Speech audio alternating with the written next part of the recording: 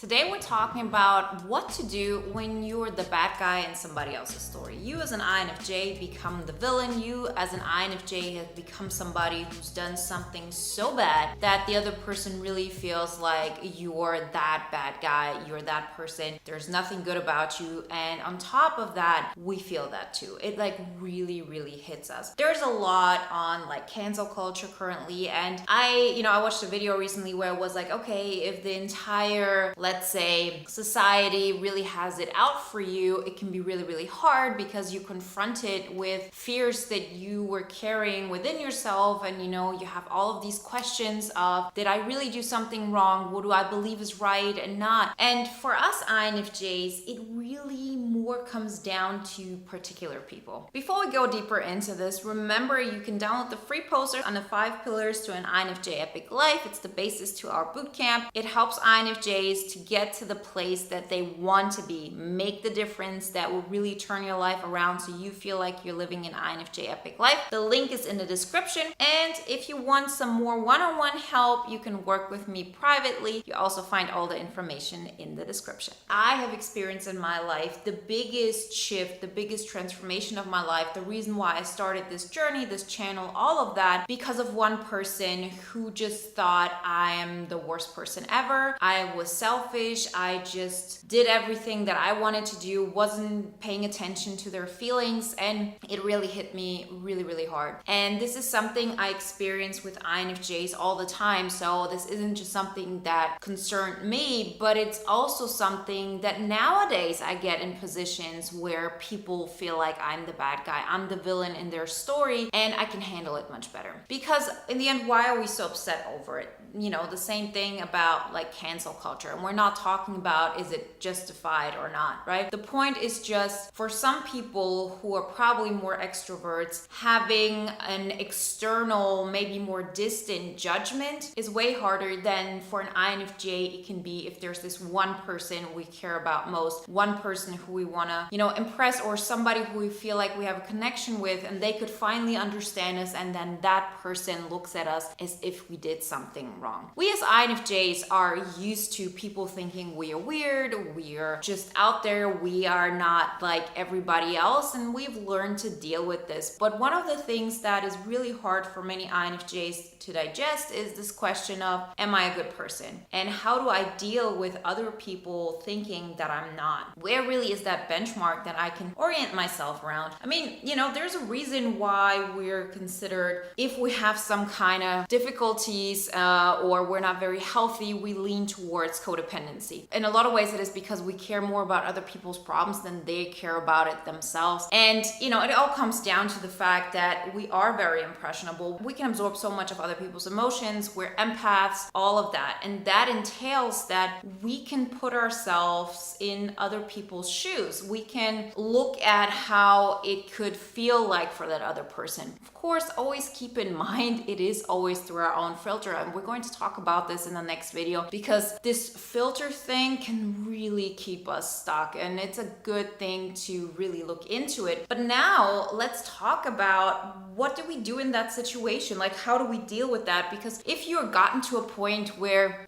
people say that you're a bad person, or it's like this one person who says that about you, and it really is something as deep as, you had bad intentions, or the way you go through life is wrong, or something that, on some level you believe about yourself, something that you are struggling with.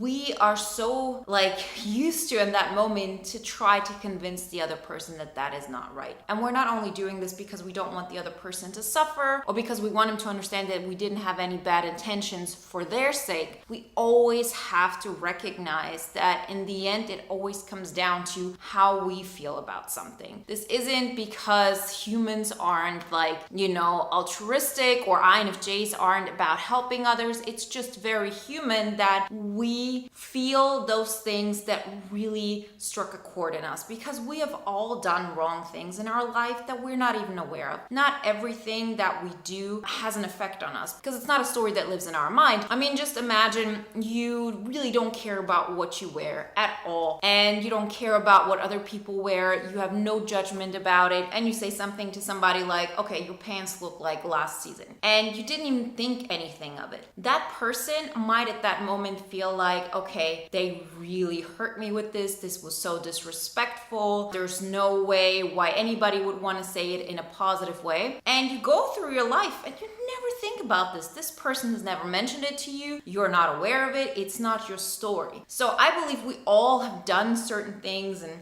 said things that might have upset others. That is because that's the story they're living in and we're not even aware of. But the things that really get stuck with us are stories that we sort of believe about ourselves. And that's when we, continue that cycle of, I need to convince that person that they're wrong. I need to make them understand that I had no bad intentions whatsoever, that, I meant all good, that I'm going to actually now overextend myself just to make that point. Because the fact that that person might feel I'm a bad person just crushes me like nothing else. And these things really go back to childhood. In the end, it might have been a caregiver, it might have been some authority figure, it might have been, a friend or whatever it is, somebody where you felt like, okay, if I make that person feel like, I put my needs first and they take it personally and they project it onto me and they feel like I was the reason for it. As kids, we cannot really control what was going on. So of course we feel responsible. So when you're an adult and you have these situations, most of the time it really is trying to fix something that happened a long time ago and trying to have an external person just give us the feedback of, no, you're good.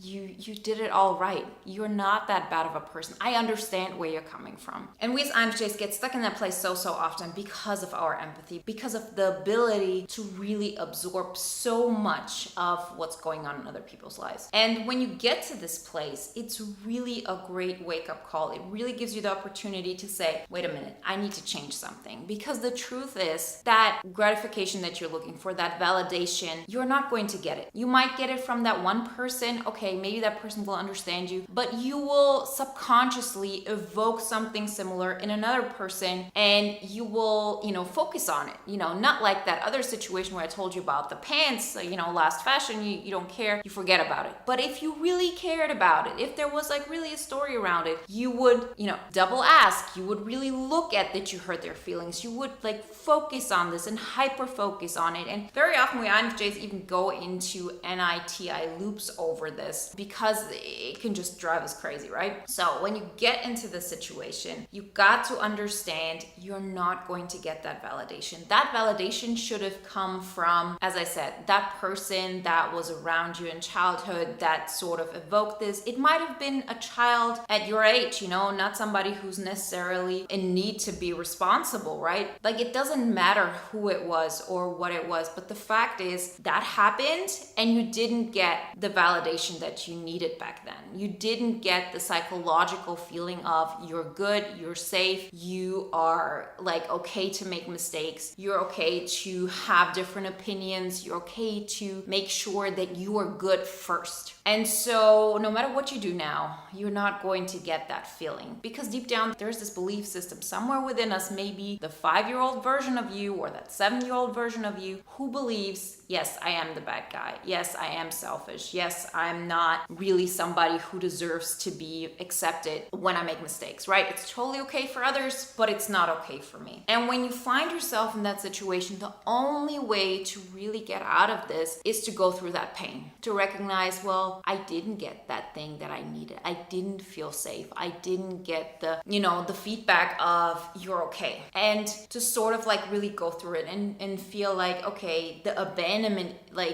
triggers that come up, the feeling of not having the social inclusion, not having the safety, and to just say, I feel the pain. I understand what's going on. I'm going through the emotions and then I choose me. Now as an adult, I'm going to be the adult that my inner child needed back then. I'm going to be there and say, it's okay if you make mistakes. It's okay if you put yourself first and that has a negative effect on somebody else. It might make another person feel bad when you say, no, I believe I deserve a better life. I'm not going to stick with you because this is just pulling me down with you. Situations like this. And this can be a very transformative process. I know it was for me. I've talked to a lot of INFJs who've gone through this. And if you're in a similar situation, just remember it is normal. It is normal that this is going to happen, but you don't have to prove to others that you had good intentions. Just sit there and say, okay, what if that person thinks I'm a bad person? Let me imagine the worst of it. Let me imagine them thinking that I'm completely ruthless, I'm completely selfish, I'm, vicious, whatever it may be. And that you say, well, I'm going to sit in that, in that emotion, and I'm going to sit with it until I feel okay. Because I know at the end of the day, I'm human like everybody else. There's absolutely nothing special about me, and special in a way of you deserve less good treatment than others, or you're not allowed to make mistakes like others are. So there's also a superiority that comes from that. Although it sounds like, no, I actually am a martyr, I have to I do more because I have more strength. But very often it's still something that we tell ourselves in order to have this position of, well, I'm special, I can do more than others, so I don't deserve the kind of treatment others deserve, and I need to be the one who's saving others all the time, and I cannot make sure that I save myself first. Yeah, it can be hurtful to really think it that way, but it's just human to have some kind of coping mechanisms. Because once you feel like, okay, I'm different than that, I'm, special in some kind of regard, it allows us to have this ego protection. It's something different if you say, well, I have to protect myself like everybody else, because in the end, I don't have anything special that makes me feel like I don't need to be protected. I need to protect others first. I too have weaknesses. I too need, recognition, validation, social inclusion to some extent. And it's totally okay for me to make mistakes, because we're all human, we all make mistakes. And so when you say then at that moment, okay, no matter what, I deserve a second chance. I deserve to forgive myself. I deserve to say, although I'm not perfect, although I might have done things that were not completely in alignment with the ideal version of me, I choose me first. I know that I deserve better. And if you have a hard time really wrapping your head around this, always think of the little child in you. Like I used to have when I was going through this, a picture of me as a 4-year-old, and it really, really helped me. And nowadays, I still get in situations where another person thinks I'm the bad guy. I'm just thinking about me, and, I'm not loyal or whatever it is. But now at that situation, I can look at it and really ask myself, do I feel like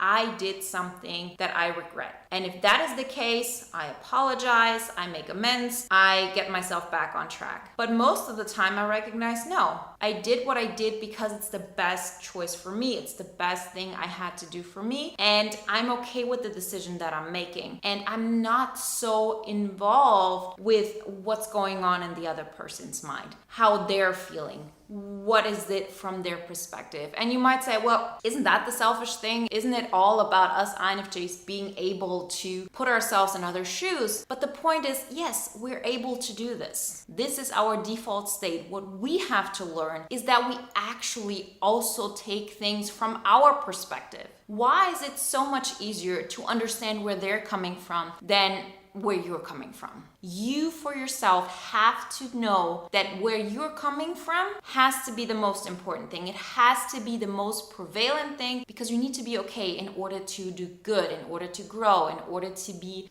happy and healthy. That other person apparently is putting their view first. They're not able to see it from your perspective, and you are now still rationally able to say, I understand what that person is coming from. I know what's going on in their mind. And I understand why I have to be the bad guy in their story in order for them to really go through their emotions and their anger, but it doesn't have to be my story. I don't have to put this on me. This is on them. I know why I made my choices, and now I can make an objective decision how I feel about the situation and stick to it, when before it was all about, oh, I'm just focused on how they're feeling, what's going on with them, how they're suffering because I haven't worked through those issues that are keeping me from actually being in touch with how I'm feeling. So if you're in a position like this, you feel like somebody is telling you you're the bad guy and you're not able to be okay with other people thinking that of you, it's a great opportunity to say, let me work through some stuff. Let me understand what's going on. Let me be able to make an objective decision instead of being always driven by inner triggers, inner fears that are not the healthiest choice all the time. You're not going to become a person who never understands things from others' perspective, but it will be much more objective.